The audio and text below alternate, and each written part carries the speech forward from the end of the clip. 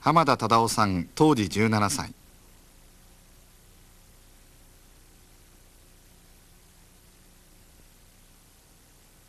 爆心地から 0.8km の八丁堀で被爆しました。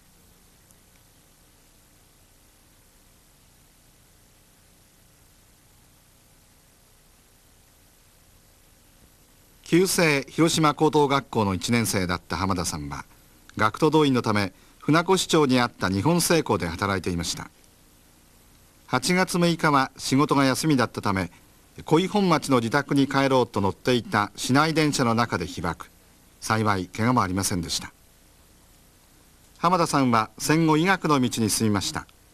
昭和40年から広島原爆病院で被爆者の診療に当たりました。8時頃でしたしね、広島駅着いたのに、それで電車に乗って、満員電車ですよね、ものすごく涼しいので、僕は背が低い方だったから、みんなの中に囲まれとったからよかったんだと思いますかね。ちょうど電車が手前の前の辺りに来た時にバーッと光ったわけですね。僕は電車の故障だぐらいしか思わなかったんですよね。そのうち真っ暗になりましたよね。あれは明るくなるまで1分ぐらいかかったんじゃないか、そんなに長く感じましたよ。光ってから真っ暗になるまでね。それでもちょっと明るくなる頃に僕は窓から飛び降りたんですが、で降りてみるともう明るくなってから全部周囲見たら全部が家が倒れてね、遠くから見えるんですね、そこまで。びっくりしましたね。何が起こったのかさっぱり分からなかったですよね。で電車から降りた人はもう盛んにわわ叫びながらね、集団を作って、もうほとんど電車道路をまっすぐね、広島駅に向かってね、どんどん歩いていきました。それで私たちまだ高等学校の生徒がね数人おったと思います、同じ電車にね。それで僕らは、結構盛んな時期ですからね。で木前の建物が大きな建物ですが、元の映画館ですからね、それが倒れて全部しゃんこになってるわけですね。で下に下敷きになった人を見つけたわけですね。でこれは助けに行けんじゃないか言うて、みんな高等学校の生徒だけに集まってね、頑張れよ言うてから、あれを大きな梁の下敷きになってるわけですからね、それを材木を下げてね助けようとしたんですが、もうびくともしないですね、大きな建物だからね。そのうちね、周囲を見合わせたら側屋の建物からね、両方にある側屋の建物が窓からね火が出た人にバーッとね、それ見たら怖くなりましてね本当に。でも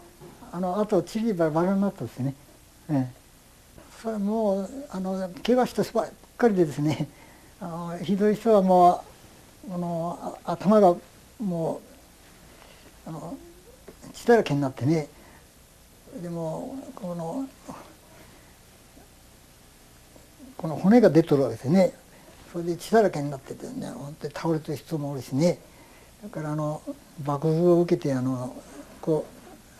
ロボロされてなってね、やけどでそういう人がたくさんおろおろおろおろに来るのを見ましたね。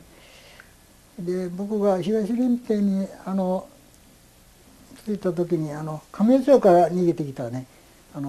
僕の中学校の友達が平田いうんですけどね、その人と出会うたんですよ、最後に。で2人が一緒にねどっかに逃げようか言ってあっちの方の山へ避難したんですよね。でその途中でね、もう僕は気分が悪くなりましてね、ではっきり行きまして、山登る途中で吐いちゃったんですよね。でもこの吐くのがね非常に苦しかったですね。ほんまもう何遍吐いても鼻の底からもう出るもの全部吐き出すように、本当に苦しかったですよ。もう吐いても吐いても出てくるわけですね。で最後にもう吐き気が来るけども出るもんがないんですよね。で胆汁用の黄色い液がねたくさん吐いたんです。でもう喉が渇いてね、でその後吐いてしもうてからもう動く元気がなくなったら立てないですね、歩けない。やっと夕方の6時頃になってね、やっと少し歩けるかないう元気が出てきましてね、そして2人でのこのこ下の方へ降りていったわけですね。家帰ってみたら家が半壊でね、もう寝るとこはないんですよね。柱も折れとるし、もう瓦も飛んでしもって天井はないわけですからね、とても寝とるとこないわけですね。でしょうがないから母が山小屋へ行こう言ってですね、山小屋へ登ってから山小屋にいたわけですが、炊き物なんかをこう貯蔵しとるところがあったんです、屋根でね。でそこまで登って、そしてそこで休んだわけですがね、もう1週間ぐらい経ってやっともう飯が食えるぐらいですね。全然動けなかったですね。8月の30日頃ね、急に熱が出てきたね。でその後やっぱり吐き気がねものすごい減ったんだろうと思います。誰も縛ってくれる人はいなかったですけどね。で熱が出まして、高熱が39度から40度で連続ですね。10日ぐらい続きましたかね、それが。それと同時にね、ここがね僕はほぐれてしまって歯がないですけどね、ここが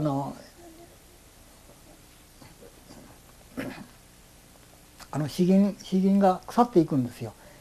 これはばい菌がついてですね、ここはいわゆる死んでしまうわけですね。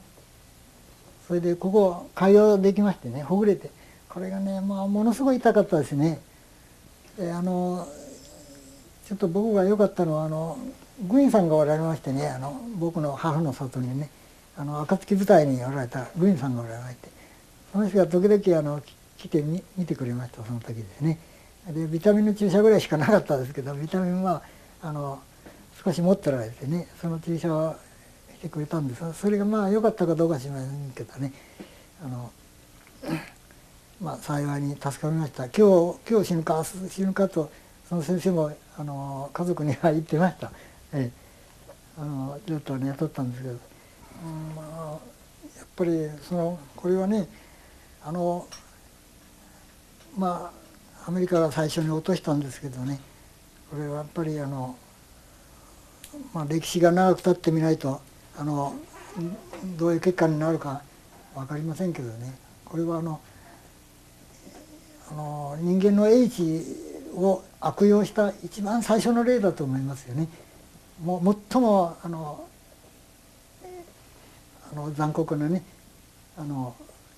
ひどいことを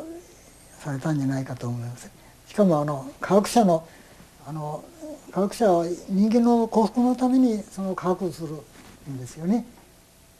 真理を発見するんで、人間の幸福に使わないけんの最初にああいうものに使ったということは非常に僕は憤りを感じますね。